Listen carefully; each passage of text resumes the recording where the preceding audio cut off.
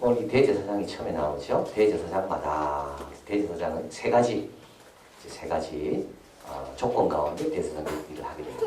대제사장은 하나님께 속한 일을 사람을 위하여 예물과 속지 않은 제사를 드리게 하는 게 대제사장이다.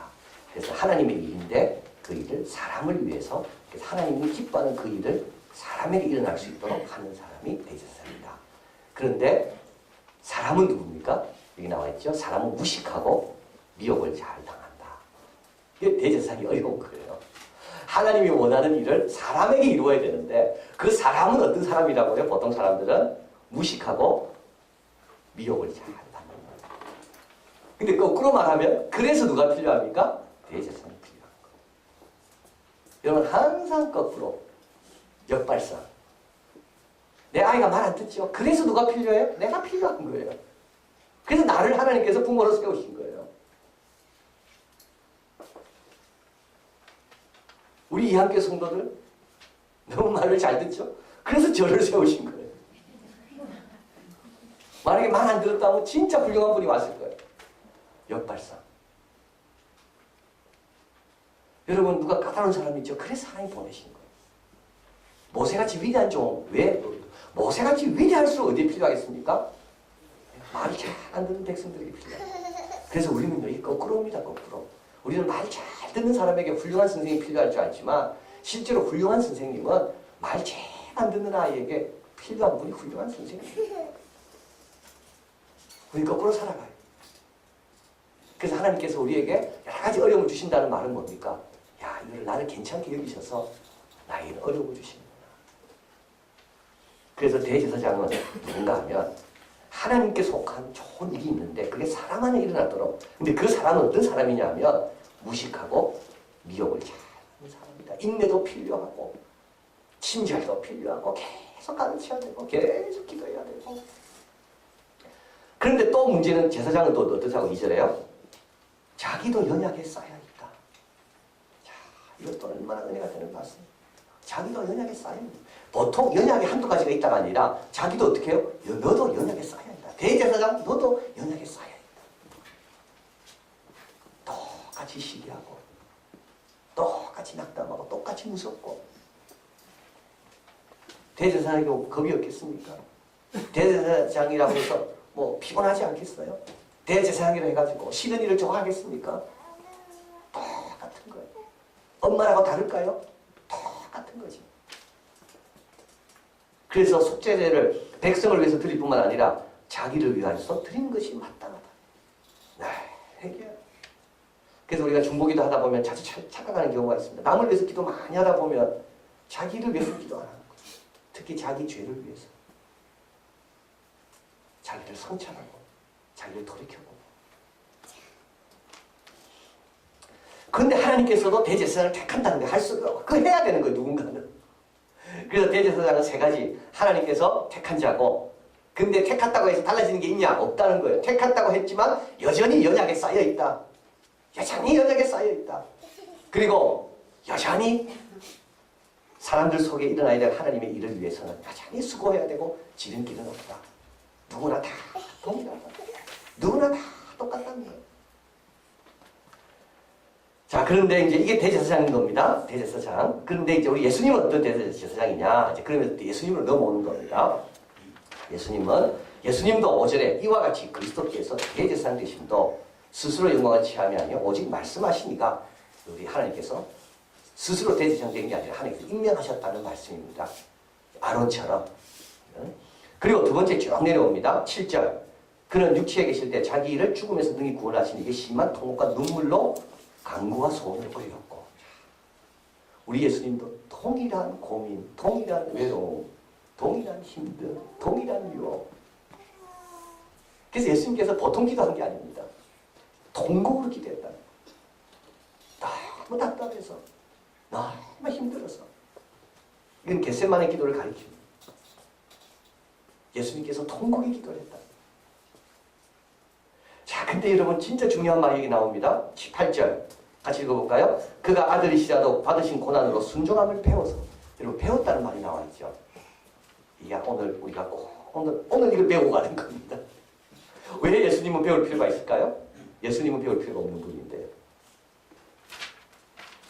예수님은 다 아시는 분인데. 예수님은 순종이 자동적으로 되는 하나님을 그렇게 사랑하는 분인데 왜 예수님도 순종을 계속 배워가야 될까요?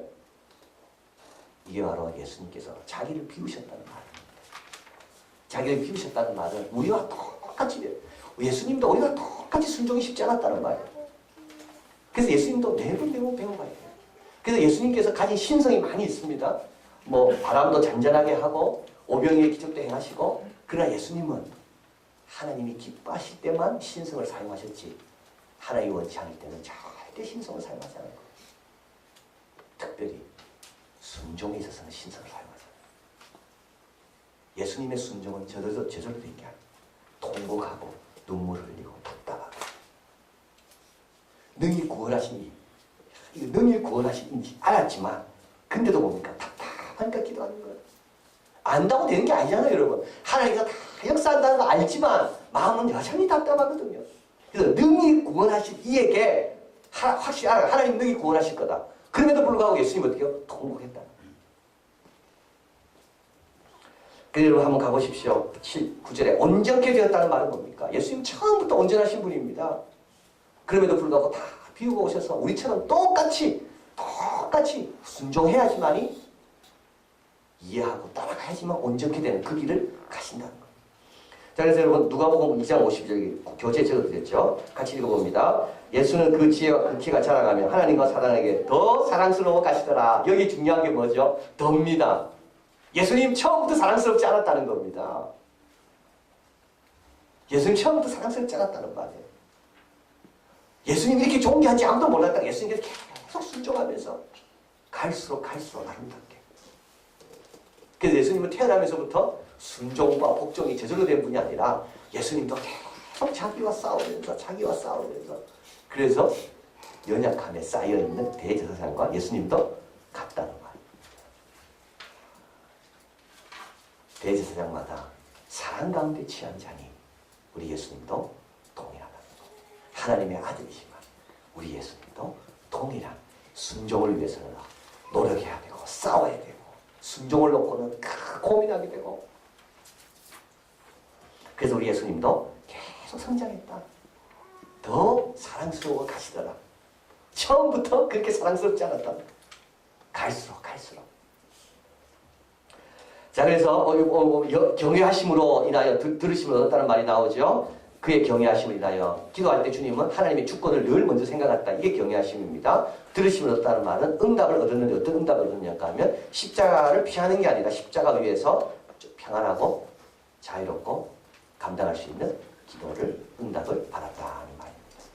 자, 그래서 이제 우리 하나님께서는 어떻게 만들었다고요? 십자가. 이게 중요합니다. 또 하나님께서 멜기세덱의 반차를 쫓는 대제사장이라 칭하심을 받았다.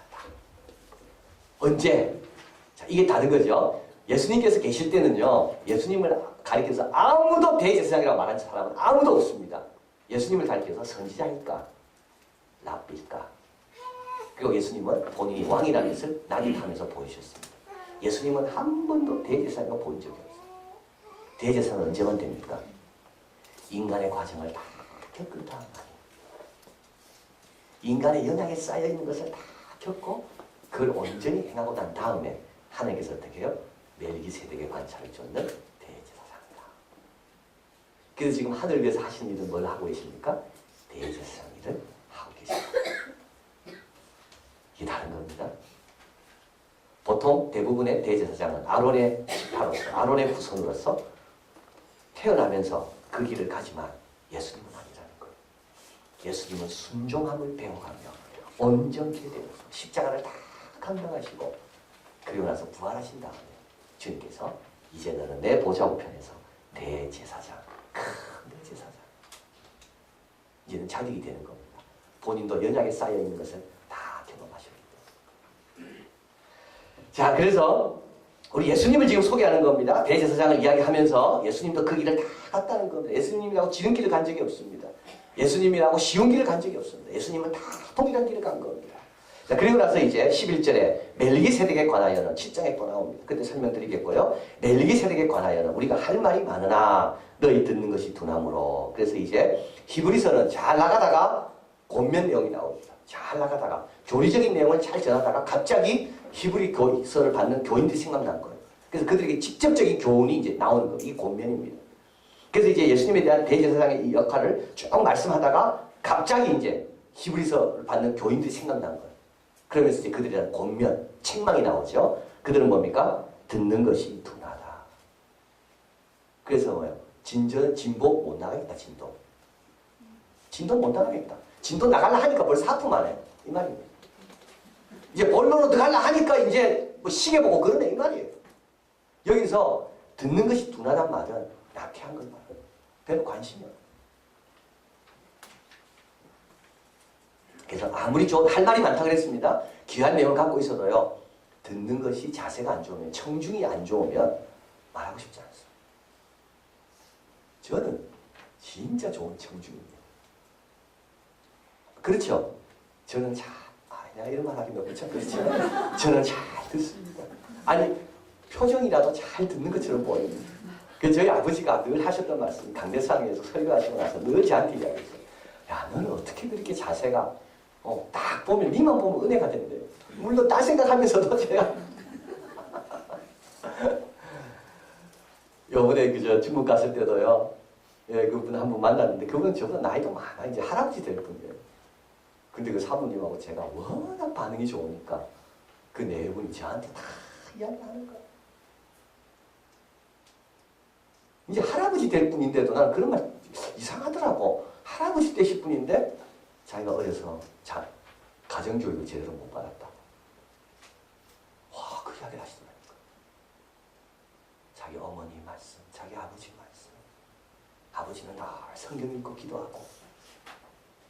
근데 믿음으로 어머니와 균형을 못 잡는 바람에 집이 어려워졌다.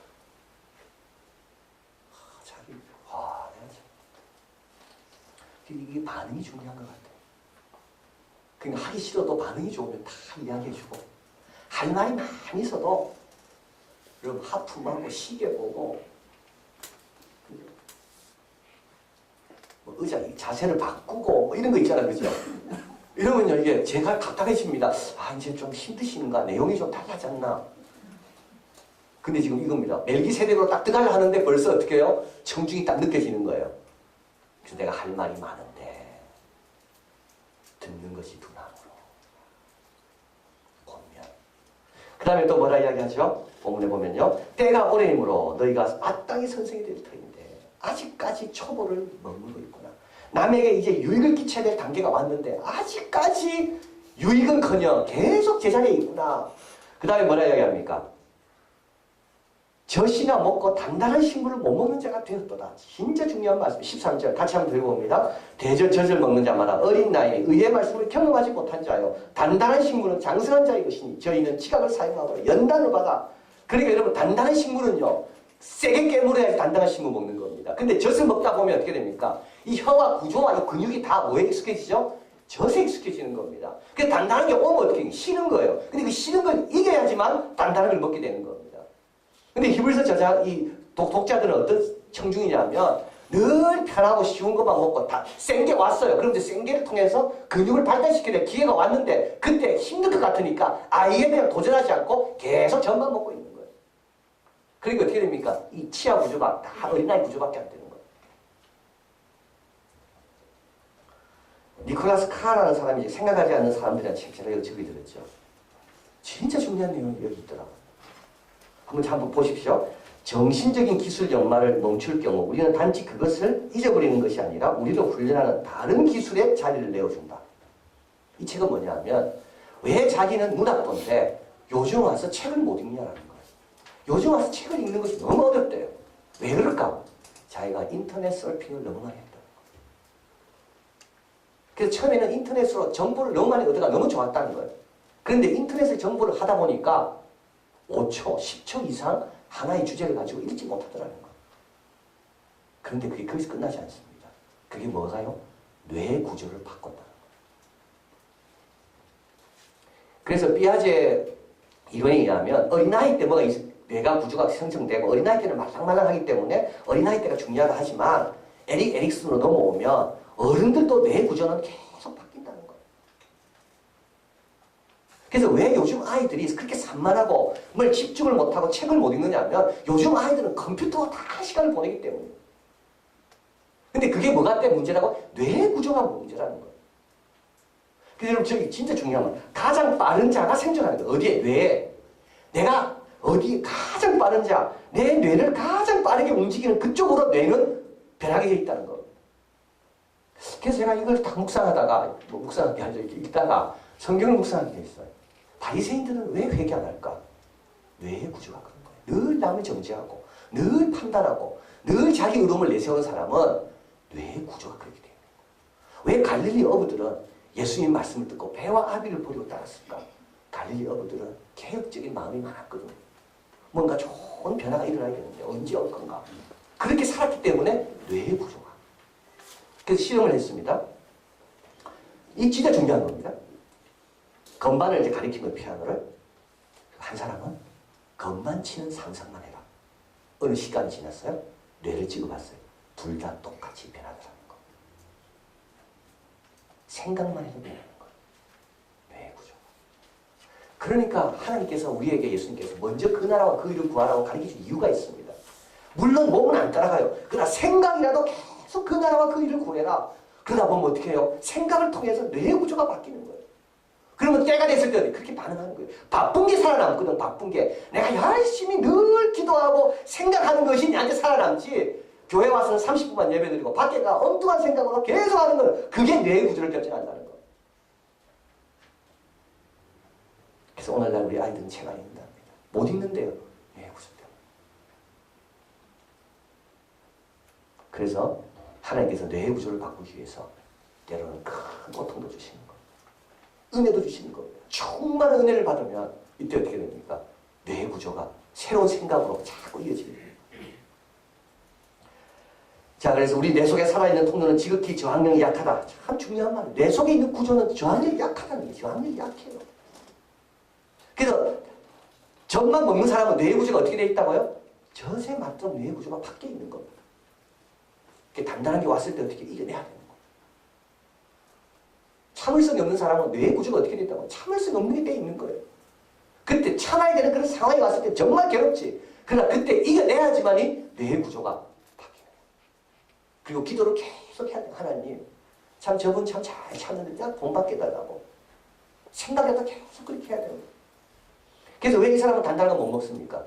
이 사람은 단단한 거 먹으면 큰일 난다고 생각합니다. 그러다 보니까 부드러운 거 먹는 거 계속 굳어져 있어. 마땅히 선생이 돼야 될 때가 됐음에도 불구하고 여전히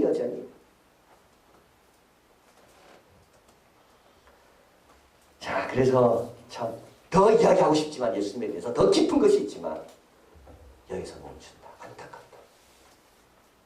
우리가 이렇게 되면 안 될 거 아닙니까? 우리 이렇게 되면 안 될까?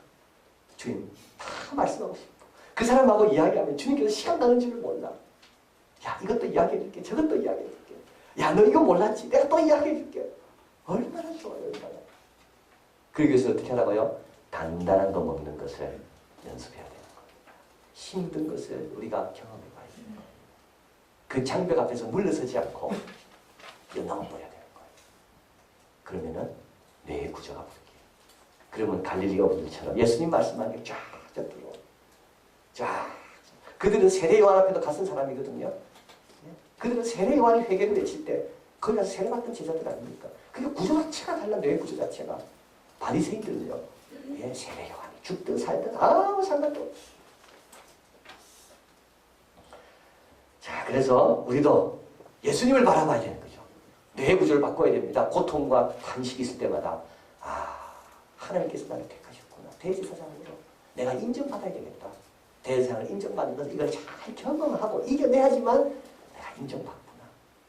내가 인정받도록 예수님처럼 통곡이 있다 할지라도 여호와를 경외하심으로 기도하세요. 그러면 주님께서 인정해 주시고 뇌도 바뀌고 그리고 사람들 속에 일어나는 하나님의 그 일을 잘 감당할 수 있는 복된 자들이에요. 기도하시겠습니다. 자, 이 말씀 생각하는